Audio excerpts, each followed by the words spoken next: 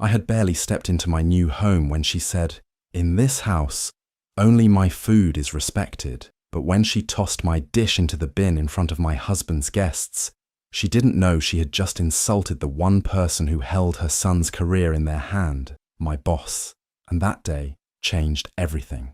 Layla was a quiet and kind woman from Rwanda who loved to cook. Cooking wasn't just her job, it was her way of showing love. She recently married Musa, a smart and ambitious man who worked in a big bank. Layla was excited to start her new life with him. When she moved into Musa's family house, she wanted to do something special. She spent the whole day preparing a delicious traditional feast, using recipes from her childhood. Every dish was made with care: soft plantains, spicy goat stew, fresh vegetable, and sweet pancakes with honey. Her hands moved with love, hoping this meal would bring smiles and maybe even help her feel welcome. But when she entered the house with the food, everything changed. The smiles she expected never came. Musa's mother barely looked at her. His aunts whispered and stared. No one offered to help or even say thank you. They looked at her as if she was just another stranger in the house, or worse, a servant. Even though her food filled the air with mouth-watering smells, the atmosphere was cold. Layla greeted everyone with respect, gently placing each dish on the table. Her heart beat fast, waiting for someone to say something nice. But instead, she heard silence and side eyes. Musa didn't say much either, too busy talking with his uncles and showing them around. That night, Layla sat alone in the room she now shared with Musa, wondering if she had made a mistake. She had offered a warm plate, but the house felt frozen. She had given her best, yet it felt like she was invisible. And deep down, she hoped things would get better, but something told her the worst was still to come. Musa's mother, Mwalimu, was not an ordinary woman. She was a retired school headmistress, and everyone in the community feared and respected her. She walked like a queen, spoke like a judge, and expected everyone to listen when she talked. In her mind, she was always right. And when her son Musa brought home Layla as his wife, Mwalimu made up her mind instantly. She didn't like her. Layla was soft-spoken, respectful, and always smiling. She tried her best to be kind, helpful, and loving toward her new mother-in-law. She greeted Mwalimu every morning with a cheerful, "Good morning, Mama." She made tea just the way Mwalimu liked it. She cleaned the house even when it wasn't her turn. She even offered to massage her legs in the evening. But no matter what Layla did, Mwalimu never said, "Thank you." She never smiled. She only looked at Layla like she was a fly on the wall. When guests came over, Mwalimu introduced herself with pride. "This is my house," she would say loudly. But when she introduced Layla, she would say, "That's Musa's wife. She helps with the cooking. Not my daughter-in-law, not Layla, just the helper." It hurt Layla, but she said nothing. She thought maybe, just maybe, with time, things would get better. But they didn't. If Layla cooked a delicious meal, Mwalimu would say, "Next time, don't make it so salty," even when it was perfect. If Layla wore a pretty dress, Mwalimu would say, "That style doesn't suit a married woman." Even when Layla sat quietly, Mwalimu would still find something wrong. "Why are you always hiding in the kitchen like a rat?" she'd snap. Musa saw some of it, but he often brushed it off. "That's just how my mother is," he would say. "She's tough, but she means well." But deep down, Layla felt like she was alone in that house. A stranger, a servant in her own home. She tried to stay strong, but every day felt like a test she couldn't pass. To Mwalimu, no woman could ever be good enough for her son. She believed Layla didn't deserve him. She thought Layla's quiet nature was weakness. But what she didn't know was that the same quiet woman she looked down on was deeply respected outside those walls. Layla had something Mwalimu didn't see: quiet power. And while Mwalimu acted like a queen in her house, the real crown was resting on someone else's head. The house may have been hers, but respect is not claimed by force. It's earned through kindness. Mwalimu had no idea that the woman she was belittling would soon change everything. One evening, Musa came home looking excited. He walked into the kitchen where Layla was peeling yams and said, "Layla, we're having an important guest for dinner tomorrow. She's a big person from my office. Very important. Please make something special." Layla's eyes lit up. This was her chance.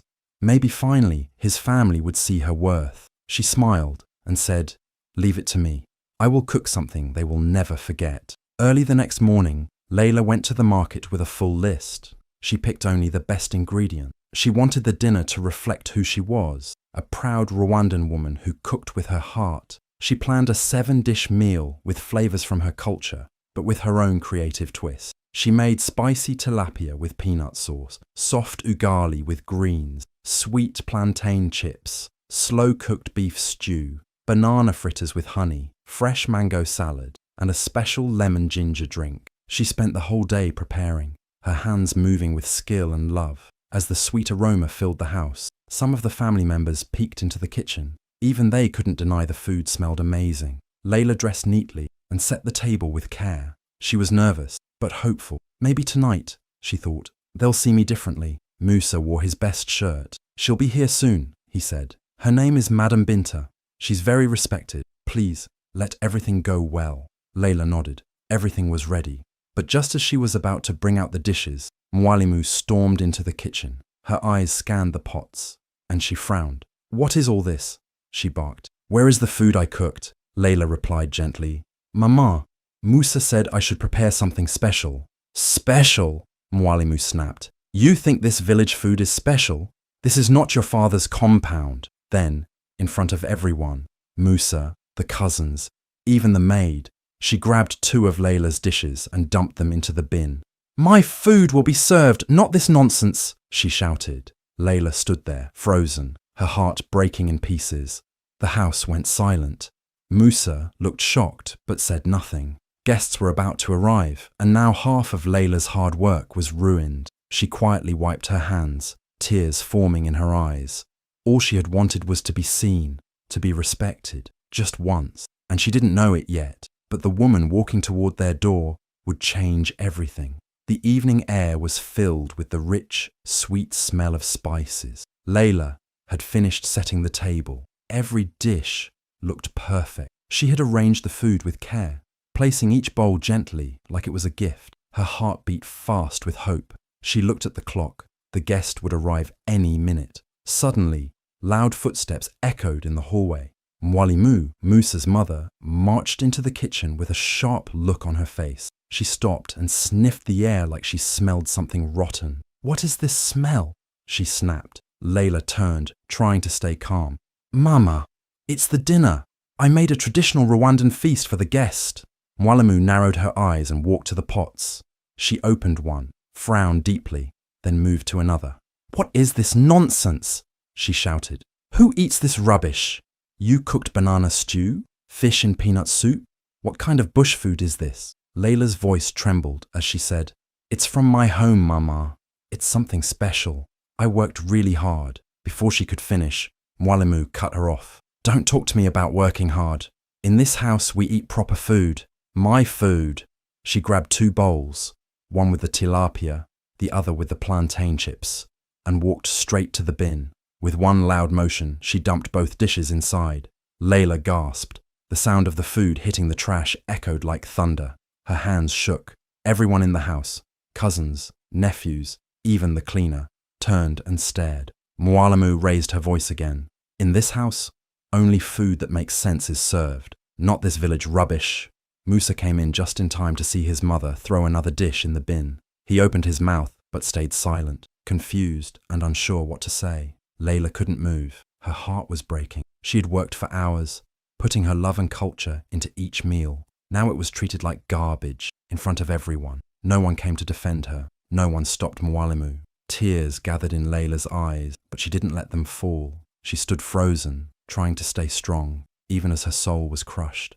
All she wanted was respect, a little kindness, a small place in this new family. And just as the last dish was dumped, a car pulled up outside. The guest had arrived, and unknown to Mwalimu, she had just thrown away food prepared by one of Africa's top culinary consultants, a woman deeply respected by the guest who was now walking through the door. The sound of the car door closing was like a bell that made the whole house freeze. Everyone turned to look. The guest had arrived. A tall, graceful woman stepped into the house. She wore a flowing blue dress, and her presence filled the room like calm water. Her smile was soft, her steps confident. This was Madame Binta, the special guest Musa had invited for dinner.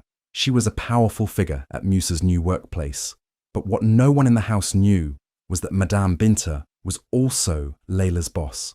She was the head of the African Culinary Institute, the same place where Layla trained chefs from all over the continent. Layla's heart jumped when she saw her. She hadn't known Madame Binta was the guest. Her mind raced. Had Madame Binta seen what just happened? As Madame Binta stepped into the dining room, she paused. She sniffed the air gently. There was a slight frown on her face, almost like something was missing. She walked past the table and glanced toward the kitchen.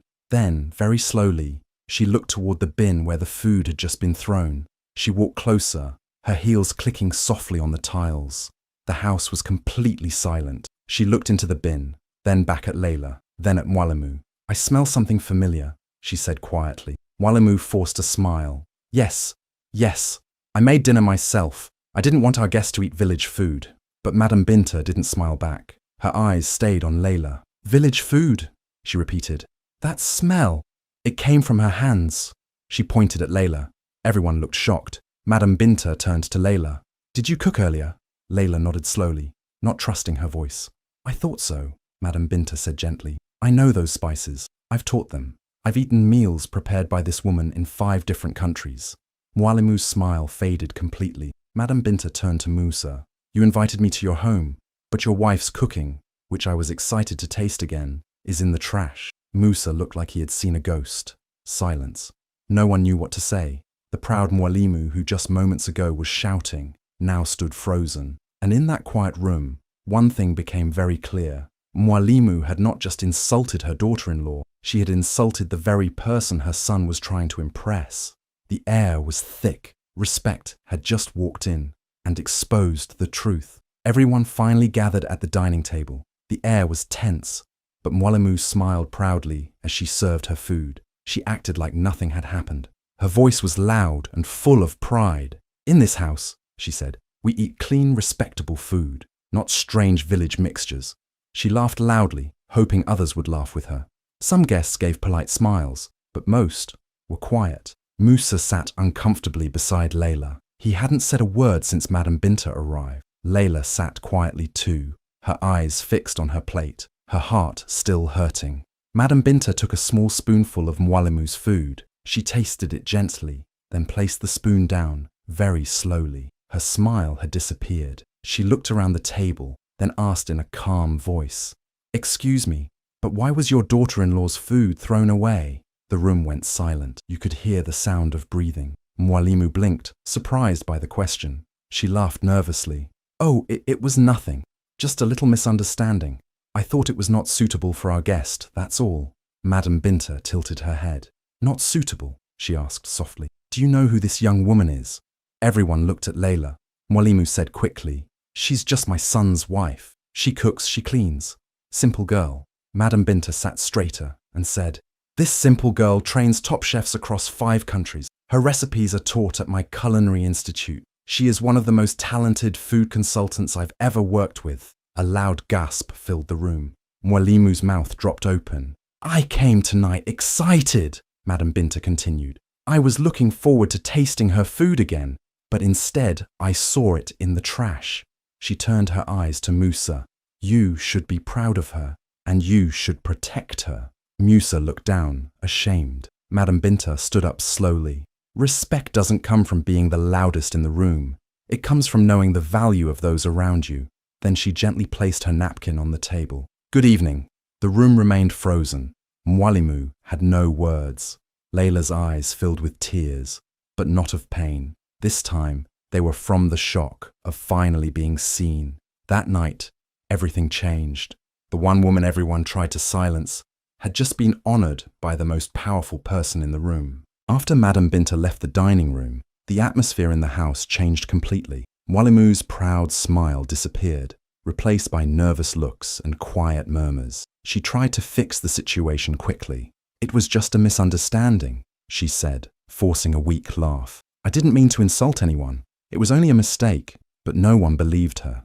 Musa's colleagues and superiors, who were still at the dinner, started whispering quietly to each other. Some looked at Mwalimu with surprise. Others shook their heads in disbelief. Musa felt very uncomfortable. He knew his mother's behavior was wrong, but it was hard to stand up to her. He glanced at Layla, who sat quietly. but her eyes showed sadness mixed with strength.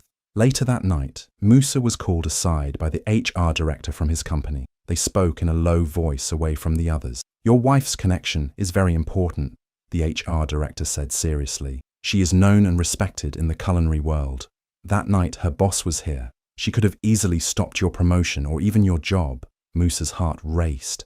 "But my mother, she didn't know," he said quickly, trying to defend her. The HR director shook his head. "Maybe not, but her actions almost cost you everything.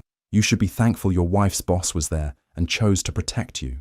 Musa looked down, feeling ashamed. He realized how close he was to losing his job because of his mother's pride and cruelty. Meanwhile, whispers about the dinner spread beyond the house. People in Musa's office talked about the incident. Some admired Layla's calm and talent. Others criticized Mwalimu's harshness. At home, things were different now. Musa could no longer ignore the truth about his mother. The power had shifted quietly, and the house felt colder for Mwalimu. Layla, despite the pain, felt stronger. She knew that her place in Musa's life and work was more secure than before. She had earned respect, not by fighting, but by simply being herself. That night, the tide had turned. Mwalimu's arrogance lost its power, and Layla's quiet strength began to shine. And Musa, he was caught in the middle, learning a lesson he could no longer forget. Respect is not just about family, but about honoring those who truly matter. That night, the house was quiet but heavy with feelings. Musa sat with his head down, thinking deeply. For the first time, he did not want to defend his mother's harsh behavior. He saw clearly how much pain she had caused Layla, the woman he loved. Musa stood up and walked to where Layla was sitting. Everyone in the house stopped what they were doing and looked at him. His voice was soft but serious. "Layla, I'm sorry," he said. "I should have stood up for you sooner. You don't deserve to be treated like that." Layla looked up, surprised and touched.